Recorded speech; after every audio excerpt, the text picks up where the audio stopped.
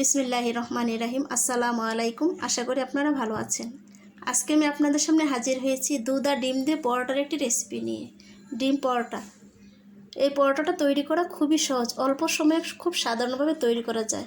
আশা করি আমার রেসিপি ভালো লাগবে, ছোটো বড়ো সবারই ভালো লাগবে এই পরোটাটা। তো চলুন দেখে নেওয়া যাক কীভাবে তৈরি করব এই পরোটাটা তৈরি করার জন্য প্রথমে আমি একটি মিক্সিং বলে নিয়ে নিচ্ছি দুটি ডিম। দিয়ে দিচ্ছি হাফ চা চামচ পরিমাণ লবণ, হাফ চা চামচ পরিমাণ গোলমরিচের গুঁড়া, আর দিয়ে দিচ্ছি 3টি কাঁচামরিচ।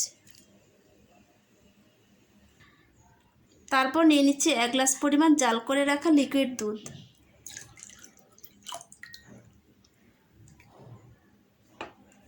এখন সবগুলো উপকরণকে একটা হ্যান্ড উইচের সাহায্যে ভালোভাবে মিশিয়ে নেব।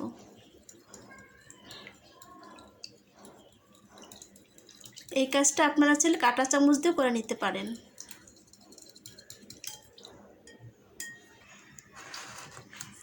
এখন আমি নিয়ে নিচ্ছি 1 কাপ পরিমাণ আটা। আজকের পরোটাটাকে তৈরি করব আমি আটা দিয়ে। আপনারা চাইলে ময়দা দিয়েও তৈরি করে নিতে পারেন। তারপর নেড়েচেড়ে ভালোভাবে একটা লিকুইড ডো তৈরি করে নেব।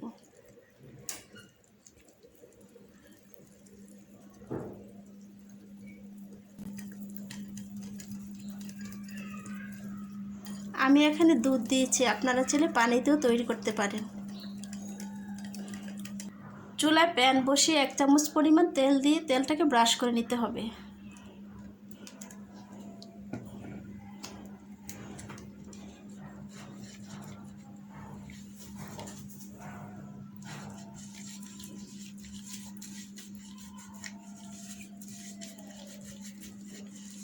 প্যানটা গরম হয়ে গিয়েছে। এখন আমি এক হাত থেকে ব্যাটার নিয়ে চামচের সাহায্যে দিয়ে দিচ্ছি প্যানে।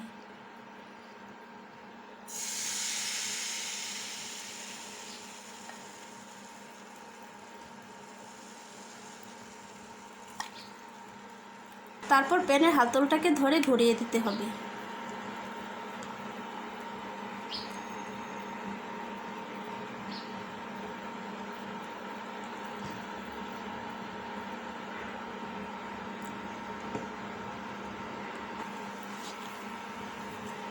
পরোটাটা একটু উঠে আসলে তারপর উল্টে দিতে হবে। পরোটাটা সাইড দিয়ে উঠে আসলে পরোটাটাকে উল্টে দিতে হবে।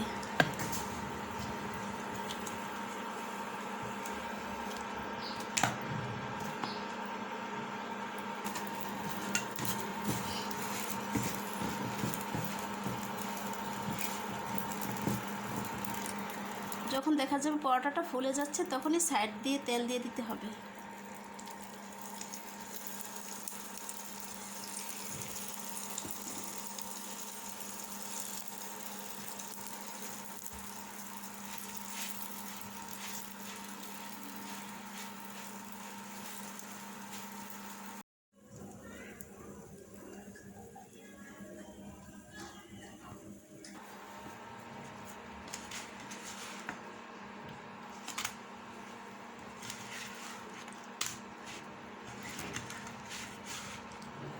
পরোটাটা ভাজা হয়ে গিয়েছে। একইভাবে সবগুলি পরোটাকে বানিয়ে নেব।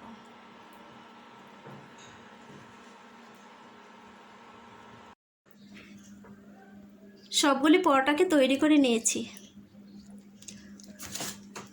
দেখুন কত পাতলা হয়েছে। আর সবচেয়ে বড় কথা হচ্ছে ডিম আর দুধ একসাথে পাওয়া যায় এই পরোটাটা তৈরি করলে। খেতেও খুব অসাধারণ, ছোটরা তো খুব মজা করে খাবে। সকাল বিকাল অথবা স্কুলের টিফিন আমরা বাচ্চাদেরকে এই পরোটাটা তৈরি করে দিতে পারি।